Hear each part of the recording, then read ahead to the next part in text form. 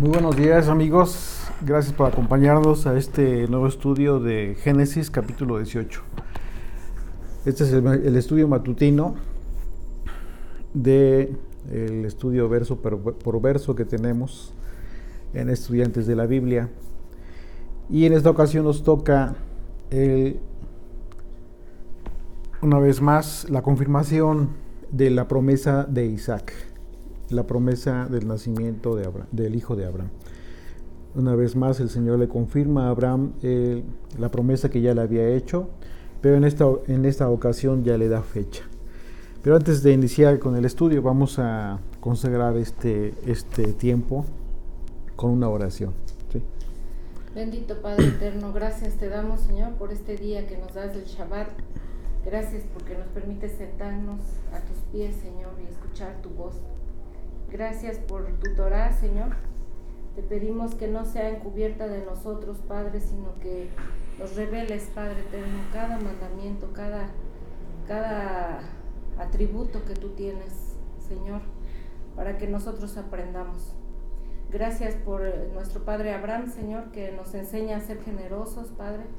Y en este día te queremos invitar a cada uno de nuestros hogares, Señor. Ahora no te ofrecemos un becerro, Padre, pero sí te ofrecemos nuestros corazones, te ofrecemos nuestra obediencia, para que tú vengas y te quedes aquí con nosotros, Señor, y nos compartas, Padre eterno, de tu alimento espiritual. Gracias te damos por cada familia aquí reunida, Señor. Te pido que lleves la paz a Jerusalén y la paz a cada hogar. En el nombre y por los méritos de Yeshua. Amén. Amén. Amén. La semana pasada, en el capítulo 17, vimos el tema de la circuncisión, el mandamiento de la circuncisión dado a Abraham, junto con todos los de su casa, incluyendo a su hijo, al hijo que tuvo con Agar. Y termina el capítulo 17 confirmando que la edad que tenía ya incluso Abraham, dice el versículo 24, era Abraham de edad de 99 años cuando circuncidó la carne de su prepucio, e Ismael su hijo era de 13 años cuando fue circuncidada la carne de su prepucio. En el mismo día fueron circuncidados Abraham e Ismael su hijo, y todos los varones de su casa, el siervo nacido en casa y el comprado del extranjero por dinero, fueron circuncidados con él. Así es de que, como vimos, el mandamiento incluso fue un mandamiento por pacto perpetuo que el Señor hizo con Abraham, y dice pacto en la carne. Literalmente dice la Escritura que es el pacto en la carne que el Señor hizo con Abraham. De manera que al ser un pacto en la carne y ser un pacto perpetuo, el término perpetuidad implica por siempre. No hay un momento en el que el mandamiento haya sido abrogado, ni mucho menos con la venida de Jesucristo, porque Jesucristo mismo dijo: no he venido yo a abrogar la ley y los profetas, sino he venido a cumplir. Y efectivamente Yeshua fue circuncidado a los 8 días de nacido, tal cual el mandamiento. Pero en fin, entonces dice la Escritura en el capítulo 18, versículo 1, dice: después apareció el Señor en el encinar de Mamre, estando él sentado a la puerta de su tienda en el calor del día. Es decir, Abraham estaba tranquilo en su casa, en su tabernáculo, en el desierto. Y dice la Escritura que el Señor, en la Reina Valera dice Jehová, Yud Hei Vav Hei en el hebreo, el tetragrámaton, está hablando de Dios. Dice: y se le apareció en el encinar de Mamre. Y vamos a poner atención cómo es que la Escritura nos va detallando que Abraham identificó de inmediato quién venía a él. Vamos a identificar de inmediato que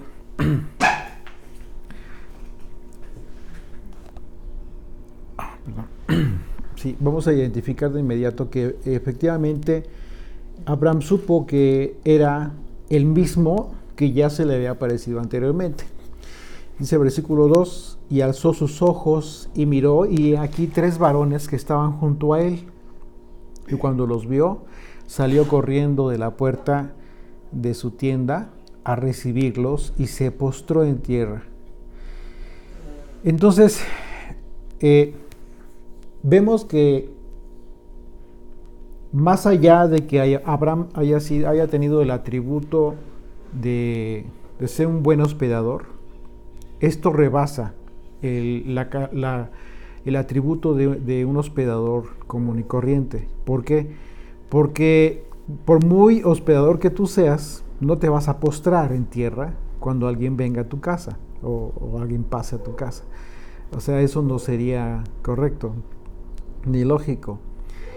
Y literalmente la expresión dice que se postró, es decir, y la palabra postró en el hebreo es la palabra shanha, que implica literalmente arrodillarse, bajarse, tirarse al suelo, humillarse, literalmente. No es, aquí no hay otro tipo de interpretación. Abraham literalmente supo que era el Señor, que ya se le había aparecido anteriormente. Y se postró a tierra y dijo: Señor, si ahora he hallado gracia en tus ojos, te ruego que no pases de tu siervo. Está suplicando que se quede con él. Él le quiere servir. Entonces, es muy claro que Abraham supo con quién estaba hablando, ¿verdad? Abraham solo se refiere, y si tú te das cuenta, Abraham habla en singular. De acuerdo a la traducción que estamos leyendo, Abraham habla en singular cuando pide que se quede. Están 3, o sea, dice la escritura que vienen 3, pero dice literalmente: Señor, si ahora te he hallado gracia en tus ojos, te ruego que no pases de tu siervo. Se dirige solamente a uno de los 3. Entonces, uno de los 3 es el Señor, pero Abraham lo identificó de inmediato. Sí, ¿y a quién identificó? Bueno, de acuerdo a los estudios anteriores que hemos tenido desde el Génesis 1:1, hemos estado estudiando este tema y es claro que es a Yeshua a quien identifica a Abraham. Porque el ángel del Señor, siempre que la escritura habla del ángel de Dios, el ángel de Jehová, el ángel de Yud-Hei Vav-Hei, el malach, el enviado de Yud-Hei Vav-Hei, tiene que ver precisamente con Yeshua antes de hacerse carne y morar entre nosotros. Hay un tiempo antes en que naciera Yeshua, allá en Belén, en el que Yeshua permanecía en su aspecto de deidad junto con el Padre desde antes, como lo describe Juan, el apóstol Juan. ¿Ok? Entonces, es bien importante que tomemos nota de esto que hace Abraham, porque él sabe perfectamente que es con el enviado del Señor con quien está hablando. Y dice versículo 4, que se traiga ahora un poco de agua y lavad vuestros pies y recostaos debajo de un árbol, y traeré un bocado de pan y sustentad vuestro corazón, y después pasaréis, pues por eso habéis pasado cerca de vuestro siervo. Entonces él sabe perfectamente que a propósito el Señor estaba pasando a ver a Abraham. Pero insiste de una manera muy importante y muy enfática en el que se quede, que le permita servirle, atenderle. Y ellos dijeron: haz así como has dicho. Entonces Abraham fue deprisa a la tienda y a Sara y le dijo: toma pronto 3 medidas de flor de harina y amasa y haz panes cocidos debajo del rescoldo. Yeshua habla de este tema, y curiosamente Yeshua también menciona estas 3 medidas de flor de harina, pero La enseñanza de Yeshua habla con relación a la levadura. Dice, habla de estas 3 medidas de harina con un poco de levadura, y refiriéndose al reino de Dios, que se hace grande, se expande. Entonces, las palabras que menciona Yeshua en ese párrafo de la Escritura, en donde él refiere el reino de Dios, se relaciona precisamente con esto, con las palabras que está utilizando Abraham para pedirle a Sara, a su esposa, que haga pan. Y esto es bien importante, se conectan 3 aspectos. Las palabras de Abraham, cuando le dice a Sara que tome 3 medidas de harina, y también con el tema del reino de los cielos, pero también con la Pascua, porque más adelante se describe cómo es que lo que preparó Sara fue pan sin levadura. Perdón, lo que preparó Sara, obviamente, pero también como fueron de inmediato los ángeles allá con Lot, porque estamos previo a la destrucción de Sodoma y Gomorra, cuando los 2 ángeles van y se quedan en la casa de Lot, les prepara panes sin levadura. Estamos hablando de que fue en ese mismo proceso, en esos mismos días. Entonces no es coincidencia que les haya preparado panes sin levadura a propósito. Lo más probable es que efectivamente estemos hablando de la época de Pascua y panes sin levadura, que son 7 días de la fiesta. Pero vamos a seguir más adelante, solo como dato, para que lo vayan considerando acerca del tema del reino de los cielos. Dice versículo 7, y corrió Abraham a las vacas y tomó un becerro tierno y bueno y lo dio al criado, y se dio prisa a prepararlo. Tomó también mantequilla y leche y el becerro que había preparado y lo puso delante de ellos, y él se estuvo con ellos debajo del árbol y comieron. Y le dijeron, ¿dónde está Sara tu mujer? Y él respondió, aquí en la tienda. Entonces dijo, de cierto volveré a ti, y está hablando el Señor. Dice, de cierto volveré a ti, y según el tiempo de la vida, he aquí que Sara tu mujer tendrá un hijo. Le está anunciando el Señor que Sara estaba próxima a concebir, porque le está hablando de 1 año exactamente, del tiempo en que iba a nacer su hijo, Isaac. Y Sara escuchaba a la puerta de la tienda que estaba detrás de él, y Abraham y Sara eran viejos, dice el versículo 11, y de edad avanzada, y a Sara le había cesado ya la costumbre de las mujeres, es decir, ya no tenía el proceso fisiológico de la mujer que normalmente le permite de forma natural concebir hijos, ¿ok? Lo que estamos hablando del tiempo de la menstruación, es decir, el proceso normal en donde un óvulo entra en un periodo del tiempo del mes en que la mujer puede concebir. Y en caso de que no fecunde, simplemente es expulsado. En fin, este proceso natural en la mujer, simplemente pues por el paso de los años, por la edad que ya tenía Sara, ya había cesado. Por eso refiere al tiempo ya había cesado ya la costumbre de las mujeres. Versículo 12 dice, se rió pues Sara entre sí. Y cuando dice entre sí, es muy, muy entre ella. Es más, es muy probable que ni siquiera haya esbozado la sonrisa al grado de escuchar. No estaba con ellos Sara.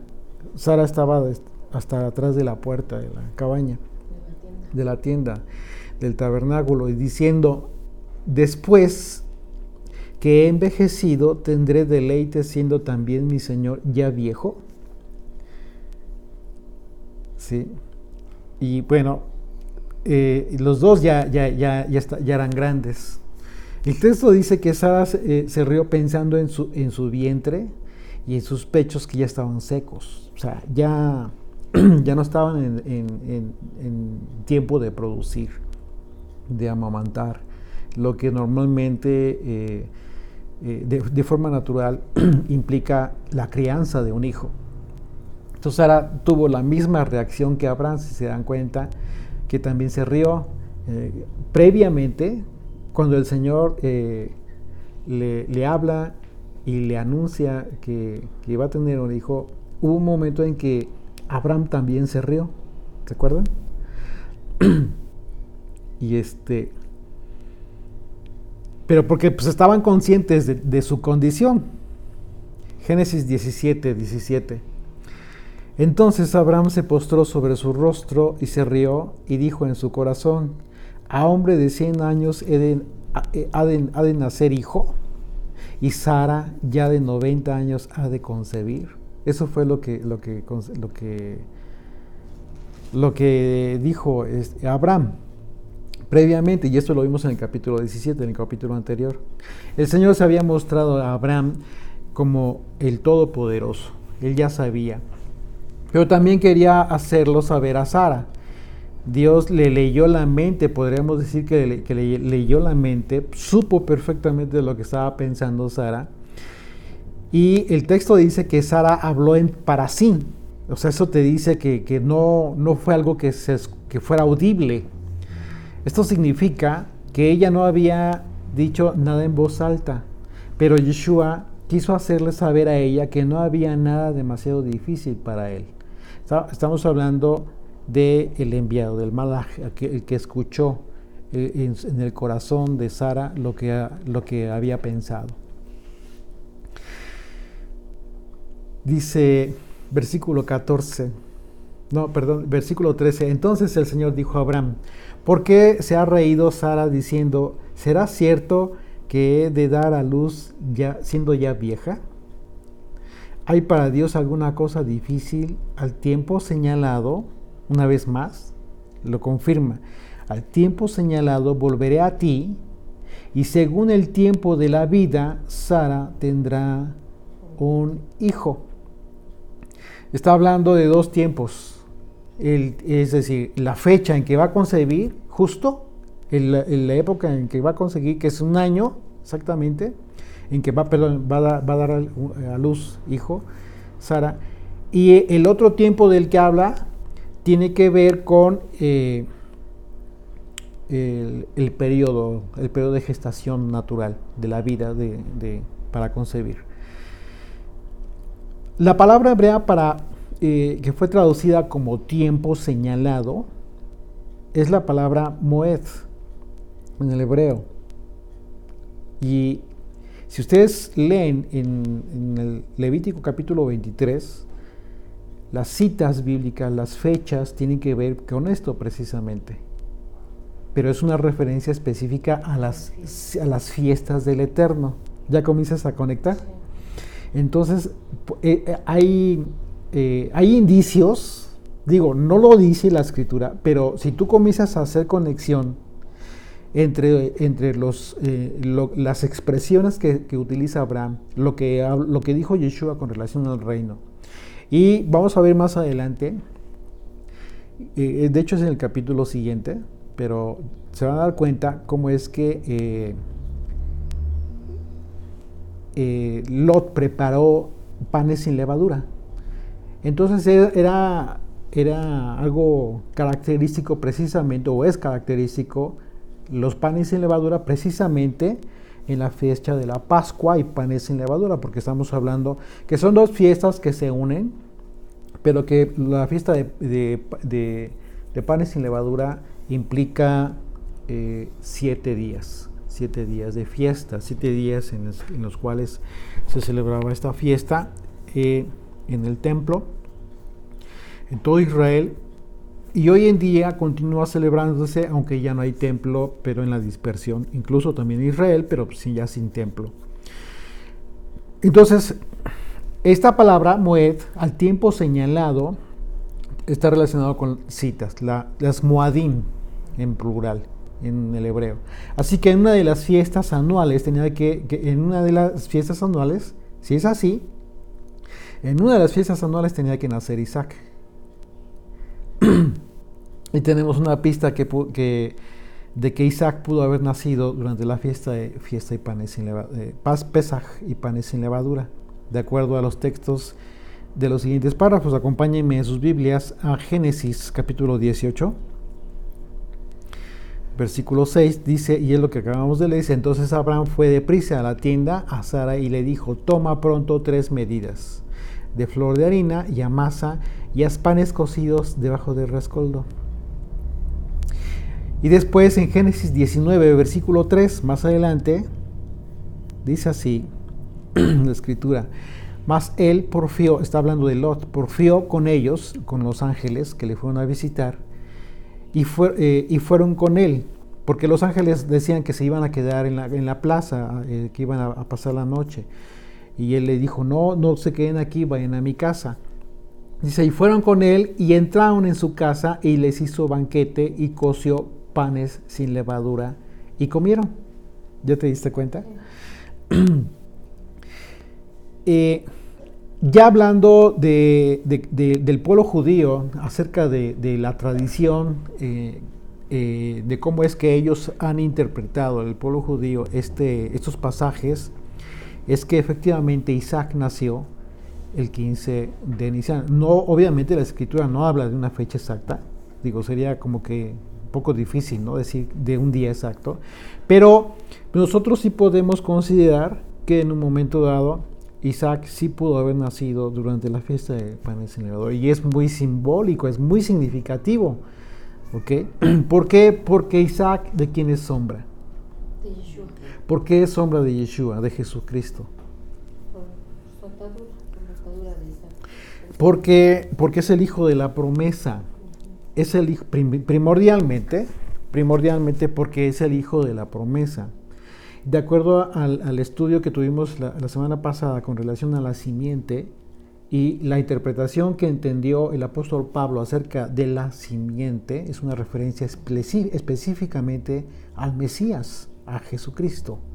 Entonces, por esa razón, cuando en algunos pasajes previos a este capítulo 18, el Señor habla con Abraham, es muy específico cuando se refiere a una semilla especial en la cual descansará la promesa dada de todas las naciones, de todos los gentiles. ¿Okay? Recuerden que esta es la conexión, siempre es la conexión. Yeshua, en Jesús tenemos la bendición. Y dice el versículo 15, una vez más el 14 dice: ¿Hay para Dios alguna cosa difícil al tiempo señalado? Volveré a ti, y según el tiempo de la vida Sara tendrá un hijo. Entonces Sara negó diciendo: no me reí, porque tuvo miedo. Y él dijo: no es así, sino que te has reído. No pudo negarlo. No pudo negarlo.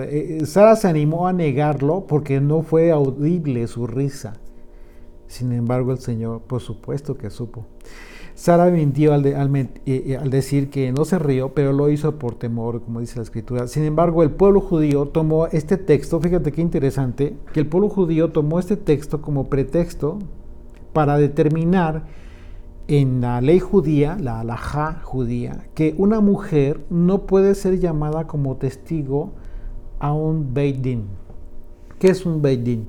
Un Beit Din tiene que ver con una corte de justicia, una corte en donde se dirime algún caso de justicia.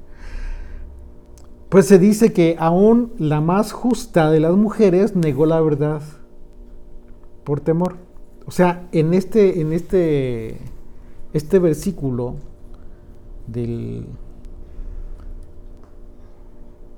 en donde vemos cómo es que Sara niega que se haya reído, ellos lo toman como determinante para el hecho de que la mujer no pueda ser fiable, que no se le pueda confiar el testimonio en algún caso. de investigación. ¿Tú qué consideras de eso? ¿Qué piensas de eso?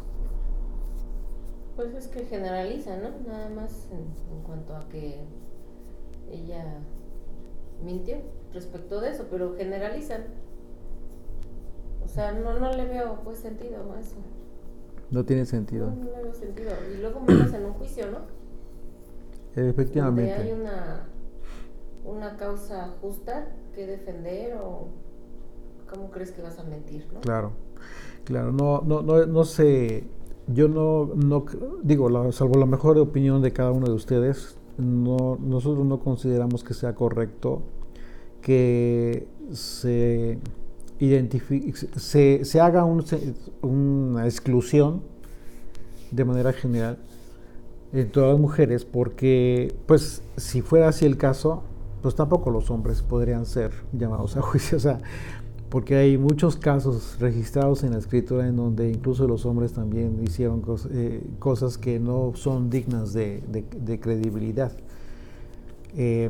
Incluso a pesar de que el Señor siempre ha sabido lo que no solamente pensaron, sino dijeron, expresaron literalmente los hombres. En este caso, el argumento de ellos descansa en el hecho de que siendo Sara la más justa, aunque sí tiene una relevancia su persona, la persona de Sara, por supuesto que sí, como la persona de Abraham, son patriarcas y son matriarcas. Sin embargo, los patriarcas también fallaron mucho. Por ejemplo, el caso de Jacob. Para obtener la bendición de Isaac, ¿sí?, del que estaba próximo a nacer, se valió de una mentira. usurpó el lugar de su hermano, y eso también es algo muy grave. Entonces no encaja, no sería correcto esa ley de la que se habla. Pues sí es injusta. La escritura no coincide con esa posición, por supuesto que no. De hecho, la propia escritura, dice todo lo contrario, y esto es donde nosotros sí tendríamos que descansar tendríamos que apoyar nuestra posición. Acompáñenme a Hebreos capítulo 11.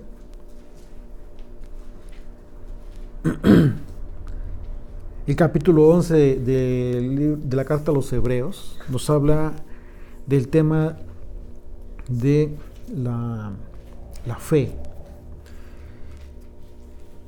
Dice versículo 11: por la fe también la misma Sara, siendo estéril, recibió fuerza para concebir y dio a luz aún fuera del tiempo de la edad, porque creyó que era fiel quien lo había prometido. ¿Te das cuenta? Por lo cual también de uno, y ese ya casi muerto, salieron como las estrellas del cielo, y en multitud, y como la arena innumerable que está a la orilla del mar. Está hablando de Abraham. Entonces, la propia escritura considera a Sara digna de confianza por cuanto creyó también, igual que Abraham. Entonces es muy interesante esto. Pero bueno, dice versículo 16: y los varones se levantaron de allí y miraron hacia Sodoma, y Abraham iba con ellos acompañándolos. Y el Señor dijo: ¿encubriré yo a Abraham lo que voy a hacer?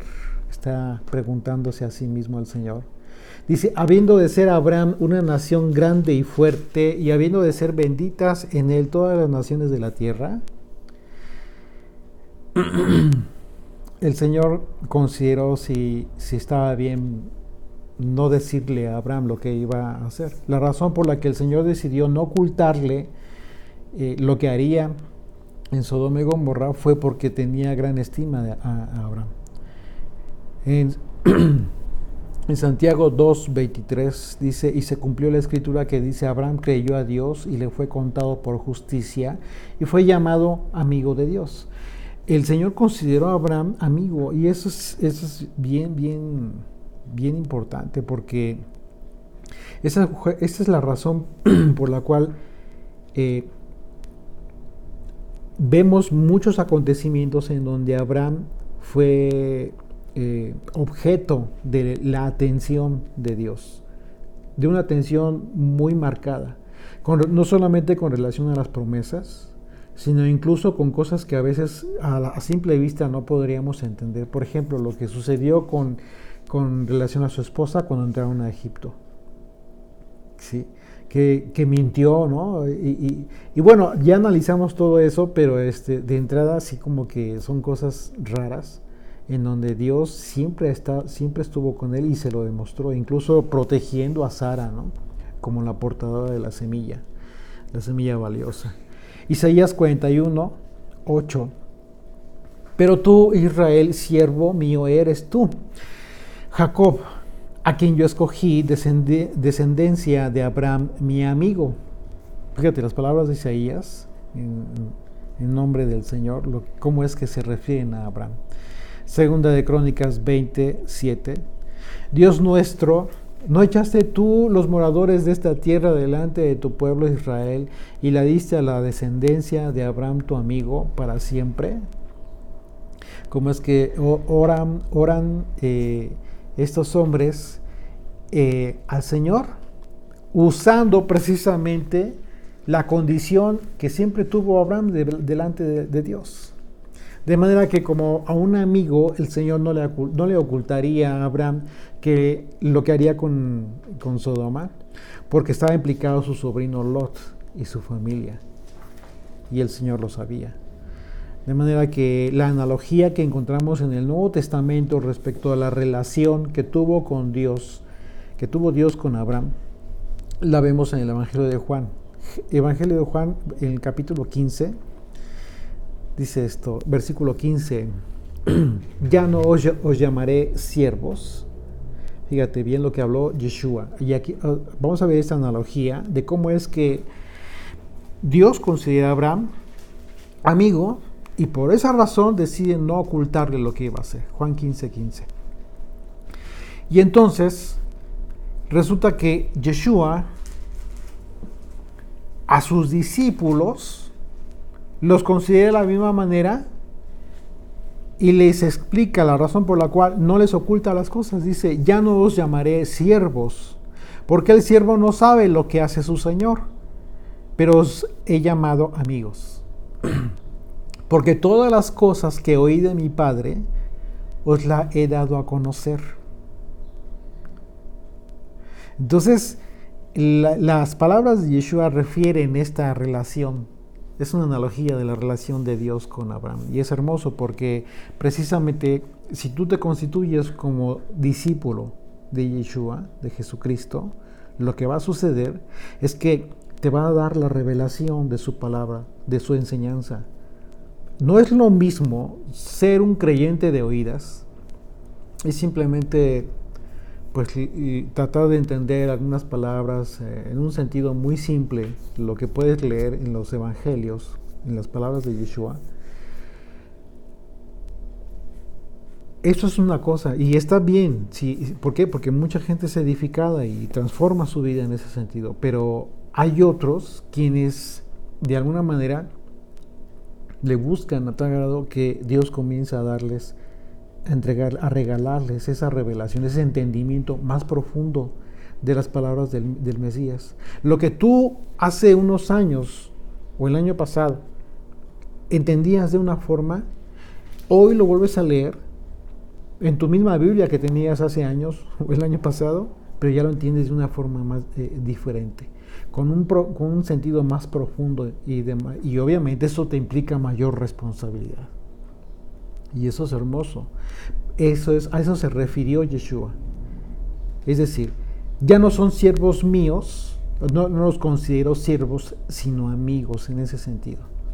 En el sentido de darnos a conocer la revelación de los misterios de Dios a través de sus palabras, a través de su enseñanza. De manera que como a un amigo el Señor no le ocultaría a Abraham, entonces, por causa de su familia, de Lot y de su familia.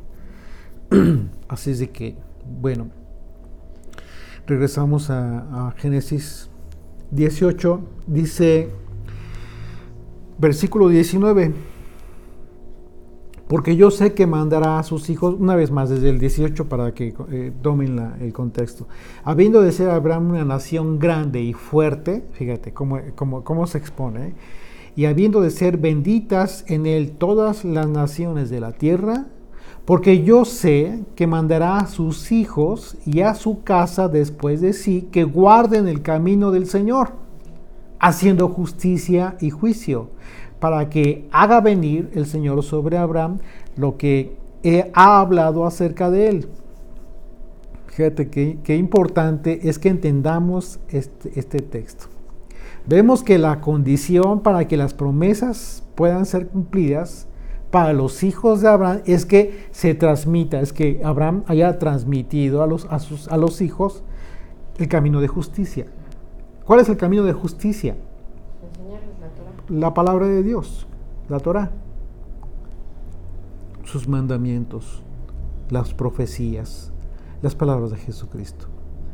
Hay muchos otros textos que hablan de lo mismo. Por ejemplo, Éxodo 10, versículo 2 dice, y para que cuentes a tus hijos y a tus nietos las cosas que yo hice en Egipto y mis señales que hice entre ellos, para que sepáis que yo soy el Señor. ¿Sí? Deuteronomio, la famosa promesa, Deuteronomio 4, 9 y 10.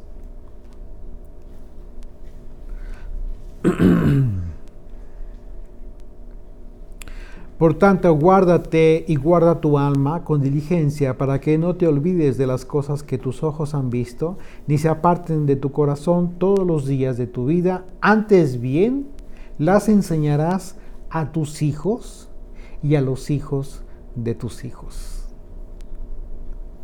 Una vez más, Deuteronomio 6, desde el versículo 4. Y estas palabras las repitió Jesucristo también. Jesucristo habló precisamente de esta expresión. Deuteronomio 6:4. Oye Israel, el Señor nuestro Dios, el Señor uno es. Y amarás al Señor tu Dios de todo tu corazón y de toda tu alma y con todas tus fuerzas. Y estas palabras que yo te mando hoy estarán sobre tu corazón, y las repetirás a tus hijos y hablarás de ellas estando en tu casa y andando por el camino y al acostarte y cuando te levantes. Y las atarás como una señal en tu mano y estarán como frontales siempre en tu mente, entre tus ojos.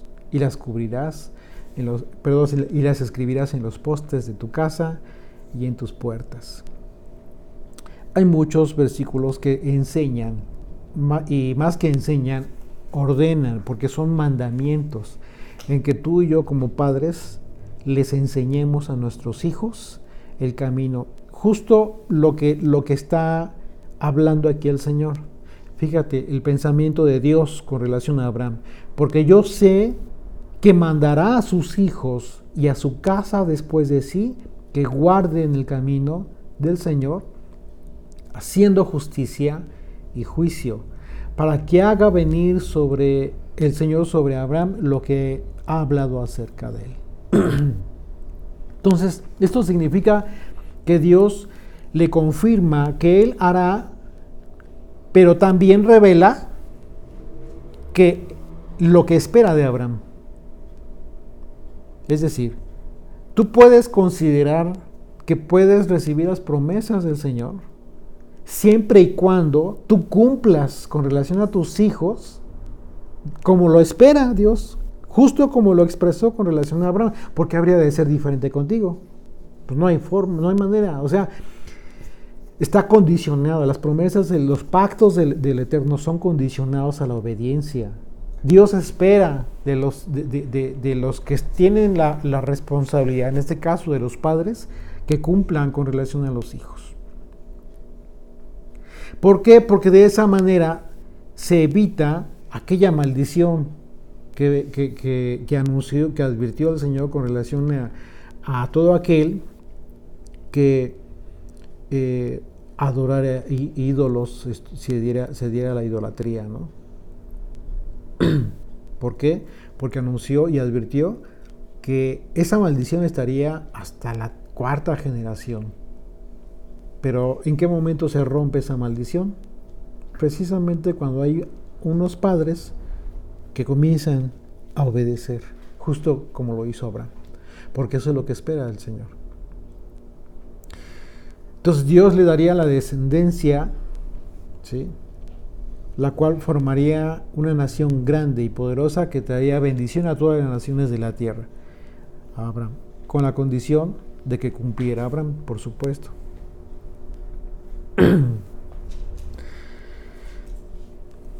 Así es de que el gran reto para todos los padres hoy en día es ese, precisamente, cumplir con lo que Dios espera. La expectativa que Dios tiene de nosotros es que seamos obedientes con relación a sus mandamientos, a su enseñanza.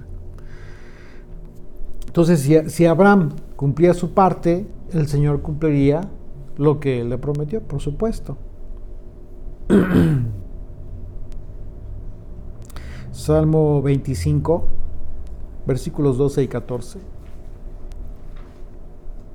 ¿Quién es el hombre que teme al Señor? Él le enseñará el camino que ha de escoger. Gozará él de bienestar y su descendencia heredará la tierra. La comunión íntima con el Señor es con los que le temen y a ellos hará conocer su pacto. Ahí está la promesa. Un mensaje recibieron similar, fueron los que recibieron la descendencia de Abraham 400 años después. Deuteronomio 11, 18 al 28. ¿Lo puedes leer, por favor? Deuteronomio 11, del 18 al 28. Por tanto, pondréis estas palabras en vuestro corazón y en vuestra alma, y las ataréis como señal en vuestra mano, y serán por frontales entre vuestros ojos. Y las enseñaréis a vuestros hijos, hablando de ellas, cuando te sientes en tu casa, cuando andes por el camino, cuando te acuestes y cuando te levantes. Y las escribirás en los postes de tu casa y en tus puertas, para que sean vuestros días y los días de vuestros hijos tan numerosos sobre la tierra, que el Señor juró a vuestros padres que les había de dar, como los días en los cielos sobre la tierra. ¿Sigo? Sí, hasta el 28. Porque si guardares cuidadosamente todos estos mandamientos que yo os prescribo para que los cumplas, y si améis y si aman al Señor vuestro Dios, andando en todos sus caminos y siguiéndole a Él, el Señor también echará de delante de ti a todas estas naciones, y desposeeréis las naciones grandes y más poderosas que vosotros. Todo lugar que pisare la planta de vuestro pie será vuestro, desde el desierto hasta el Líbano, desde el río Éufrates hasta el mar occidental será vuestro territorio. Nadie se sostendrá delante de vosotros. Miedo y temor de vosotros pondrá el Señor vuestro Dios sobre toda la tierra que pisareis, como Él os ha dicho. He aquí yo pongo hoy delante de vosotros la bendición y la maldición. La bendición si oyereis los mandamientos del Señor vuestro Dios, que yo os prescribo. Y la maldición si no oyereis los mandamientos del Señor vuestro Dios, y os apartareis del camino que yo os ordeno hoy, para ir en pos de dioses ajenos que no habéis conocido. Amén. Entonces aquí vemos ya de forma más completa cómo es que a Israel, una vez que fue liberado en el desierto, Moisés les lee este mandamiento acerca de todos sus mandamientos, del cumplimiento de los mandamientos de Dios con relación a sus generaciones, a todos sus hijos. Entonces vemos que no es algo diferente. La descendencia prometida a Abraham, las generaciones de Abraham, y este mandamiento que Moisés en el desierto le da a Israel. Estamos hablando de lo mismo. ¿Por qué? Porque Israel forma parte de esta promesa dada a Abraham. Dice versículo 20: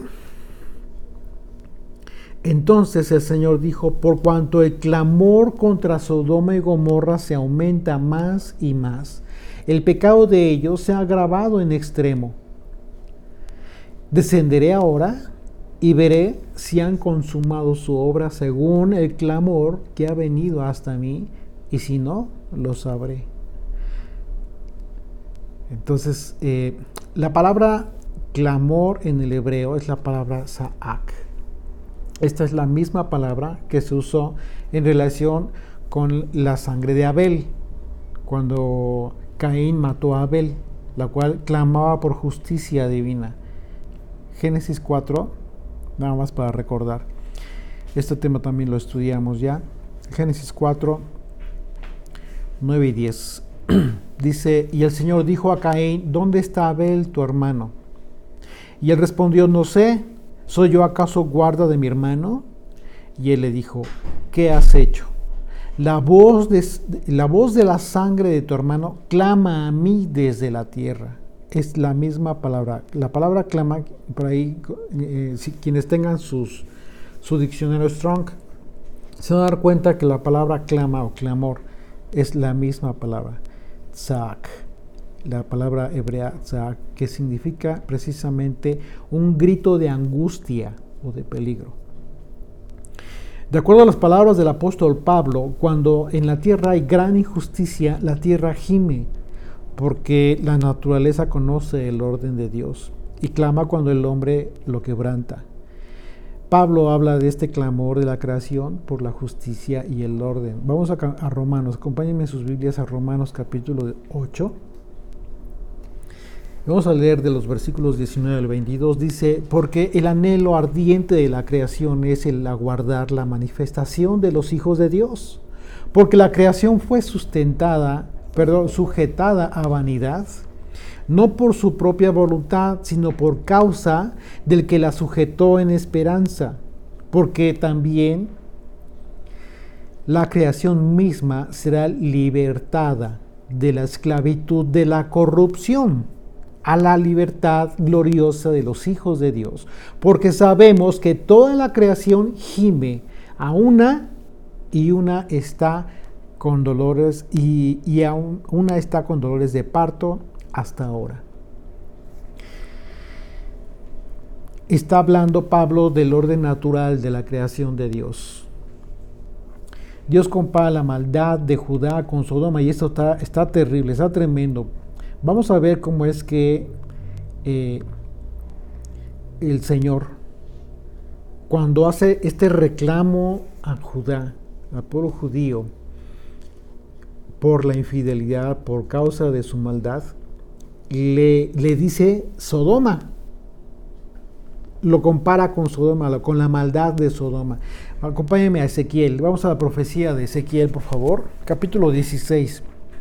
Vamos a leer de los versículos 49 y 50. Dice, he aquí que esta fue la maldad de Sodoma, tu hermana, soberbia, saciedad de pan y abundancia de ociosidad. Tuvieron ella y sus hijas, y no fortaleció la mano del afligido y del menesteroso. Y se llenaron de soberbia e hicieron abominación delante de mí. Cuando lo vi, las quité. Isaías 1,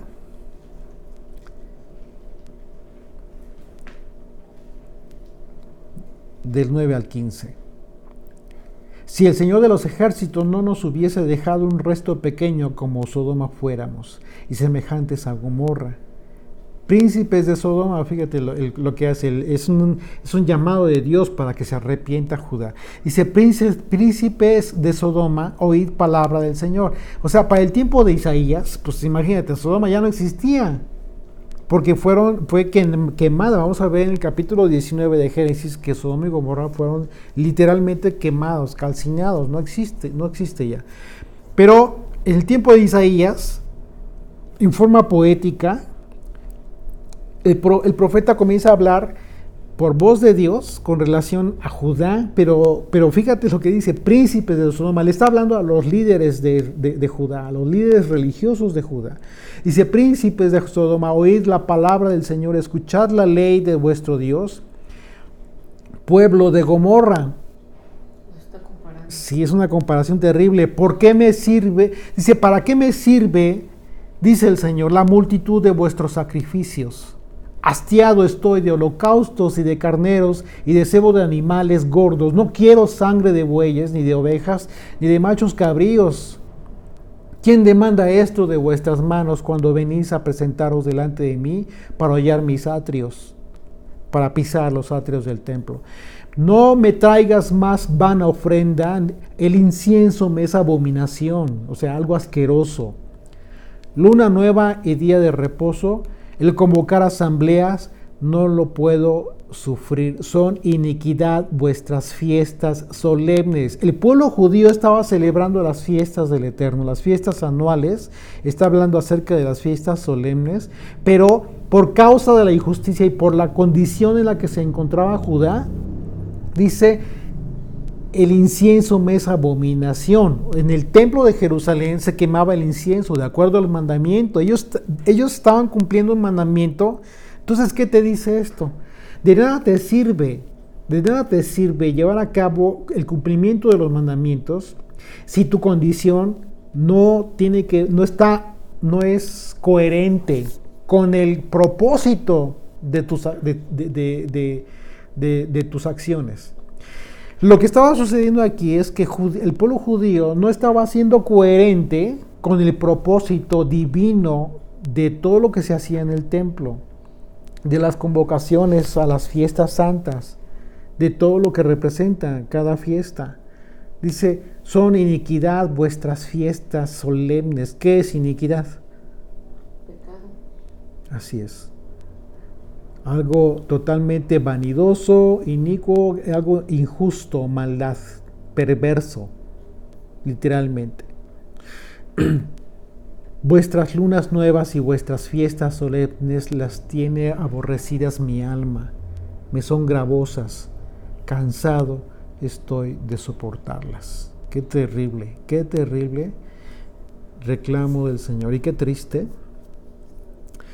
Dice, entonces, de manera que lo que Dios quiso conforme a lo que pensó respecto a la a la descendencia de Abraham, fue entonces obediencia y justicia. Isaías 1, del 17 al 19, aprended a hacer el bien, buscad el juicio y restituir al agraviado, hacer justicia al huérfano, amparar a la viuda. ¿Te das cuenta que son las mismas palabras de reclamo de Jesucristo a los líderes de Judá? Son las mismas palabras, pero es en el mismo contexto. Venid luego, dice el Señor, y estemos a cuentas. Pero primero haz lo justo, haz lo correcto. Venid luego, dice el Señor, y estemos a cuentas. Si vuestros pecados fueren como la grana, como la nieve, serán emblanquecidos. Si fueren rojos como el carmesí, vendrán a ser como blanca lana. No importa el tipo de pecado que hayas tenido, con tal de que hayas acudido al arrepentimiento, el Señor siempre es justo para recibir al que se arrepiente de corazón.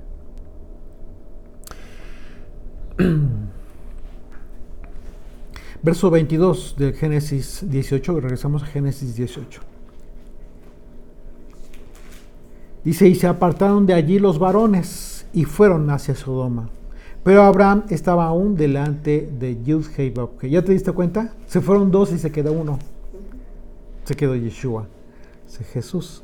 Verso 23. Y se acercó a Abraham y dijo, ¿destruirás también al justo con el impío? Abraham se sentía amigo y sabía cómo era apreciado con el Señor. Y tiene esa confianza para decirle esta expresión, la expresión. Fíjate qué curioso, la expresión hebrea para se acercó tiene tres implicaciones importantes en el hebreo. La palabra hebrea es Vayigash o Nagash también. Y uno de esos aspectos es en el sentido de guerrear, pero en el buen sentido, de guerrear, como de debatir, como de debatir, pero en el, pues claro, pues obviamente con todo el respeto, ¿no?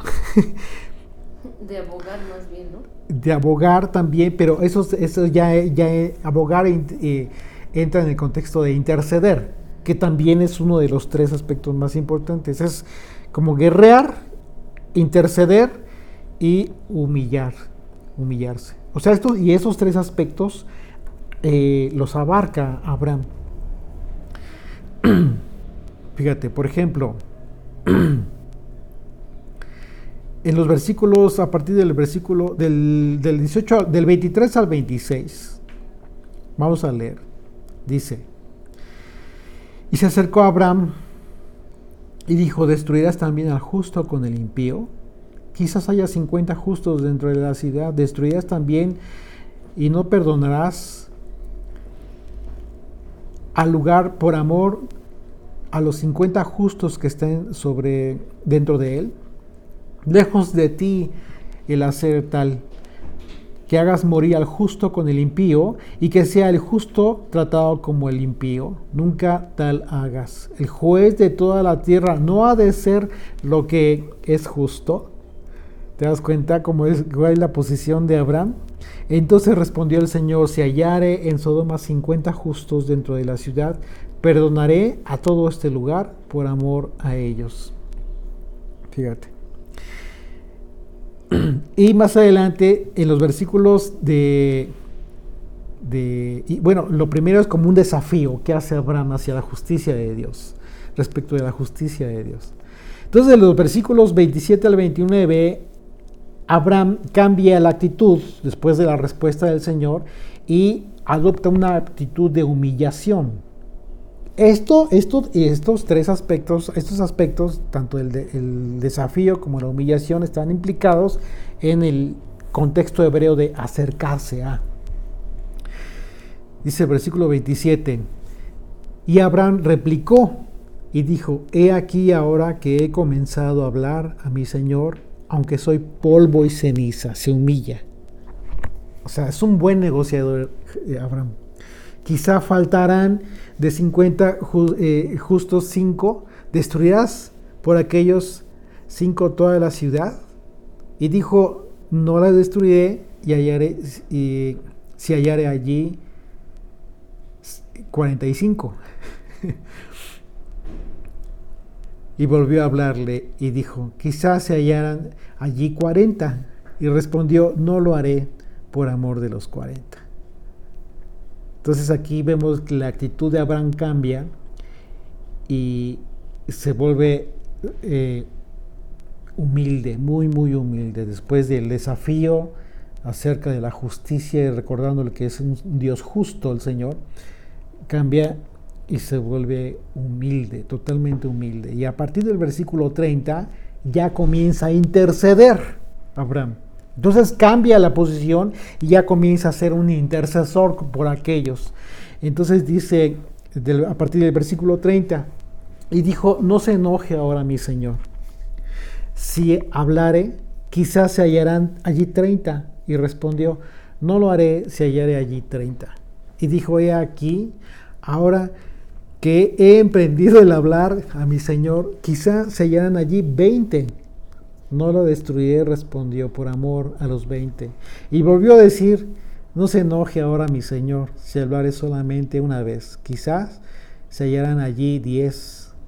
No la destruiré, respondió, por amor a los 10. Y el Señor se fue, luego que acabó de hablar a Abraham, y Abraham volvió a su lugar.